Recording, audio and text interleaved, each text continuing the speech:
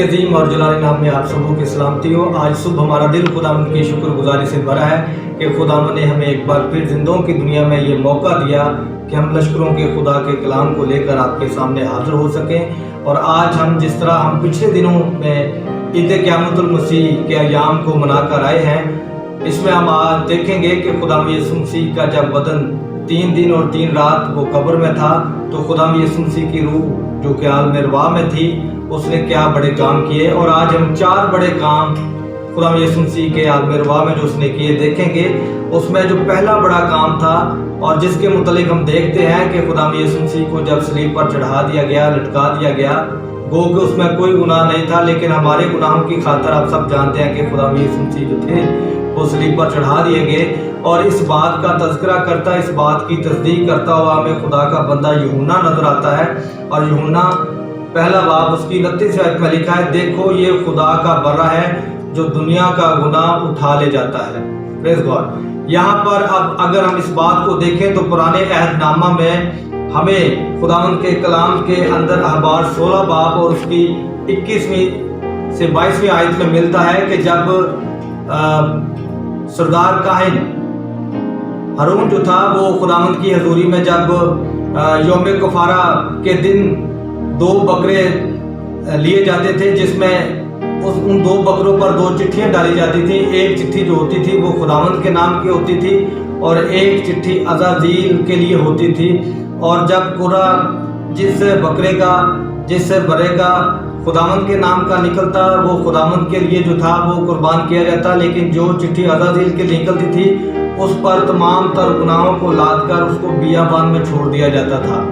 अब एग्जैक्ट यही काम खुदा यीशु मसीह का हमें नजर आता है कि खुदा यीशु मसीह पूरे जहान के गुनाह को लेकर अब वो जो थे वो आलम अरवाह में उतर गए। और याद रखिए कि जो गुनाह का मौजब था, जिसके सबब गुनाह दुनिया में आया था, यीशु मसीह ने आलम अरवाह में जाकर उन तमाम तर गुनाहों को इब्लीस के मुंह पर दे मारा कि ये जो तुम्हारे गुनाह थे, जो तुमने बनी नो इंसान को इन गुनाहों के सबब गुमराह कर दिया था, ये वो तेरा नतीजा है जो मैंने अपनी जान का नजराना देकर किया है। और वो तमाम के तमाम गुनाह जो थे खुदा यीशु मसीह ने उस इब्लीस के सुपुर्द किए, उसके मुंह पर दे मारे। यहाँ पर हमें जो दूसरा बड़ा काम खुदावंद के कलाम के मुताबिक यीशु मसीह का नजर आता है, इसके बाद इख्तियार उसके हाथ से लिया। आलम अरवाह की कुंजियां जो थी वो इब्लीस के हाथ में थी, उससे खुदा यीशु मसीह ने वो इख्तियार छीना, वो चाबियां यीशु मसीह ने उसके हाथ से वापस ली, उससे इख्तियार वापस ले लिया। और यहाँ पर हम देखते हैं कि खुदा यीशु मसीह के उस इख्तियार के बायस हमें मुकाशफा पहला बाब और उसकी 18वीं आयत में मिलता है। और यीशु मसीह ने फरमाया, और जिंदा हूँ, मैं मर गया था और देख अब्दुल-ओ-बाद जिंदा रहूंगा, और मौत और आलम अरवाह की कुंजियां मेरे पास है। Praise God.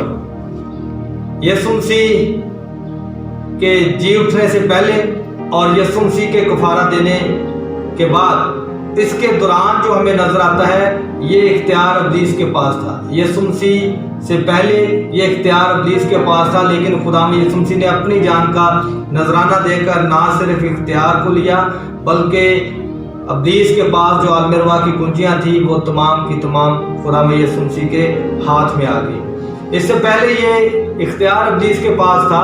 और इस बात का तज़किरा मैं पहले भी अपने एक पैगाम में कर चुका हूँ।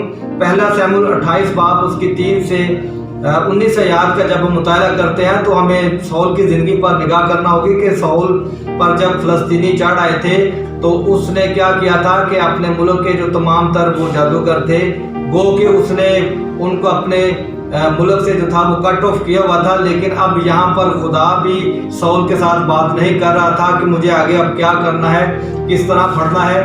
तो यहाँ पर उसने फिर इन जादूगर जो थे इनका सहारा लिया। एक जादूगरनी औरत के जरिए इसने कहा कि शमूएल नबी जो था उसकी रूह को बुला, और वो मकसद ये कि वो जादूगरनी औरत जो थी वो ऐसा करने में कामयाब हुई और उसने शमूएल नबी की रूह को बुला लिया था। यहाँ पर हम देखते हैं कि इख्तियार जो था वो इब्लीस के हाथ में था, लेकिन यीशु मसीह के बाद आज के दिन तक कोई भी किसी भी किस्म का जादूगर کسی بھی ایماندار کی اسپرٹ کو بلا نہیں سکتا، کیونکہ اختیار میری اور آپ کی زندگی کے مالک یسوع مسیح کے پاس ہے، جس نے کہا کہ موت اور عالم روا کی کنجیاں اب میرے پاس ہیں۔ تیسرا بڑا واقعہ ہم خداوند کے کلام کے اندر دیکھتے ہیں کہ قیدی روحوں میں منادی کی، اور یاد رکھیے یہ منادی فتح کا شادیانہ جا کے بجایا۔ خداوند یسوع مسیح کے متعلق بہت سے نبی اور پیغمبروں کے ذریعے خدا بات کر چکا تھا آنے والے مسیح کے لیے، آنے والے مسیح کے لیے، اور یسوع مسیح نے پھر جا کر وہاں پر بتایا کہ ہاں وہ مسیح میں ہی ہوں، اور اب فتح کا شادیانہ میں بجاتا ہوں۔ یہاں پر خداوند یسوع مسیح نے فتح کا شادیانہ بجایا۔ اس کے لیے ایک حوالہ دیکھیں کہ پہلا پطرس 3 باب اس کی 18 سے 20 آیات لکھا ہے، اسی میں اس نے جا کر ان قیدی روحوں میں منادی کی، اور آگے 22ویں آیت میں لکھا ہے، وہ آسمان پر جا کر خدا کی دہنی طرف بیٹھا ہے، اور فرشتے اور اختیارات اور قدرتیں اس کے تابع کی گئی۔ ہاللیلویہ، ہر ایک چیز اس کے تابع کی گئی۔ اسی لیے تو یسوع مسیح ہمیں کہتے نظر آتے ہیں کہ آسمان اور زمین کا کل اختیار مجھے دیا گیا ہے۔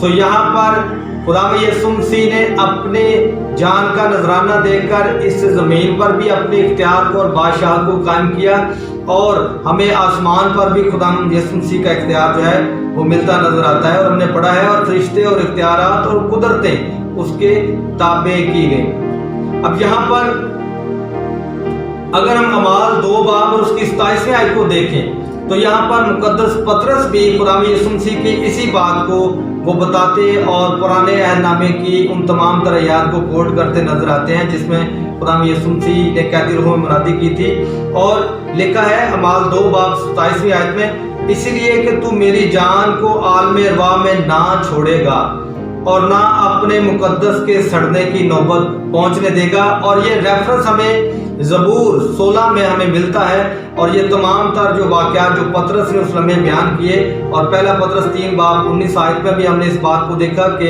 اس میں لکھا کہ اسی میں اس نے جا کر ان قیدی روحوں میں منادی کی تھی۔ ہاللیلویہ، یہاں پر ہم خداوند کے اس تیسرے بڑے کام کو دیکھتے ہیں کہ جا کر قیدی روحوں کو بتایا اور فتح کا شادیانہ بجا دیا۔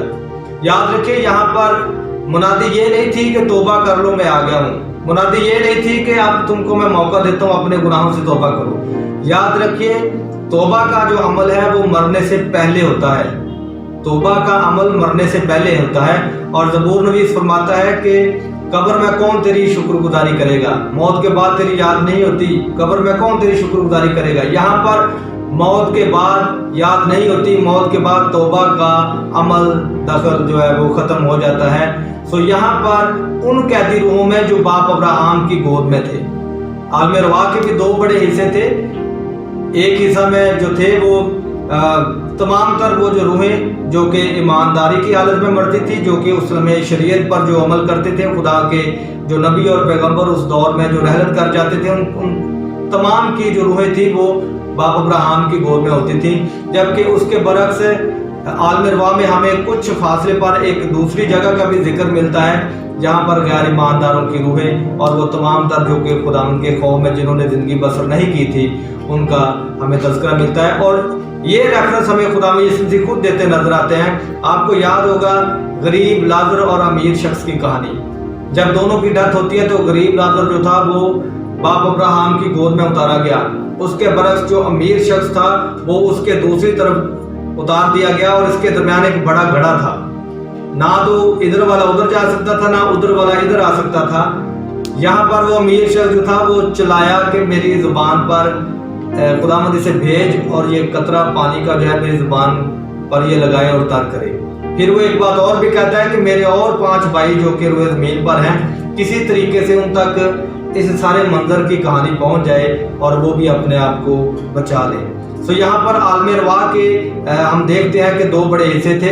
اب یہاں پر جو تمام تر ایماندار تھے ان میں جا کے خدا نے کیا کیا، ان میں جا کے اس نے فتح کا شادیانہ بجا دیا۔ پریز گاڈ۔ اس کے بعد ہم دیکھتے ہیں چوتھا بڑا کام تھا قیدی روحوں کو عالم بالا پر لے گیا۔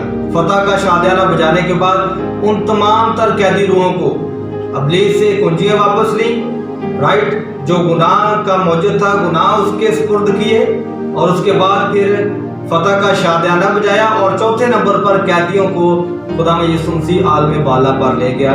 मैं आपके सामने एक और वाला रखना चाहूँगा, इफिसियों 4 बाब और उसकी 8वीं आयत। खुदा के कलाम में लिखा है, इसी वास्ते वो फरमाता है कि जब वो आलम बाला पर चढ़ा तो कैदियों को साथ ले गया और आदमियों को इनाम दिए। Praise God, hallelujah.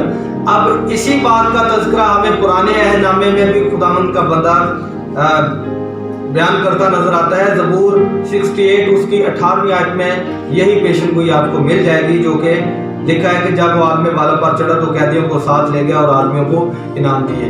ये बड़ा काम, जो चौथा बड़ा काम खुदा यीशु मसीह ने उस दौरान किया कि कैदी रूहों को आलम बाला पर ले गया।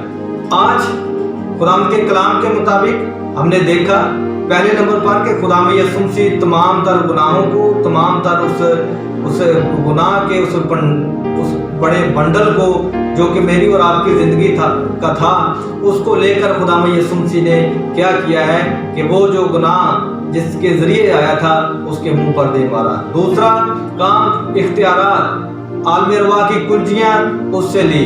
और तीसरे नंबर पर उसने कैदी रूहों को क्या किया, आज़ाद किया, उनको जाकर बताया और खुशी का शादियाना बजाया। और चौथे नंबर पर हमने देखा कि खुदा में यीशु मसीह जो थे वो तमाम तर कैदी रूहों को आलम बाला तक ले गए। आज ईमानदार जब इस दुनिया से रहलत करता है तो याद रखिए उसकी जो रूह है वो आलम बाला पर पहुंचती है।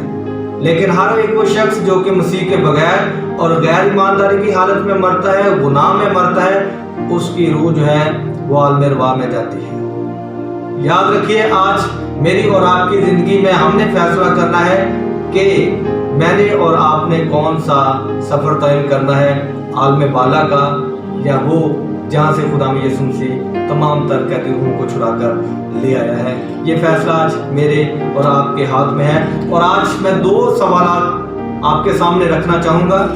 2 सवालात गौर से इसको सुनिएगा। पहला सवाल ये है कि अगर आज रात ही यीशु आ जाए, या इसको इस तरह कहते हैं कि अगर आज ही मौत वाक़या हो जाती है, तो मेरा आपसे ये सवाल है कि फिर हम कहाँ जाएंगे? मरने के बाद मेरा और आपका मकाम क्या है? ये एक बड़ा सवाल आज के खुदा के कलाम के मुताबिक मैं आपके सामने रखता हूँ कि मरने के बाद मैं और आप कहाँ जाएंगे? क्या गारंटी है कि हम कहाँ पर जाएंगे? और मेरा दूसरा सवाल आपसे है वो ये कि आपने कौन सा ऐसा काम किया है जिसको लेकर आप खुदावंद की बादशाही की बात करेंगे?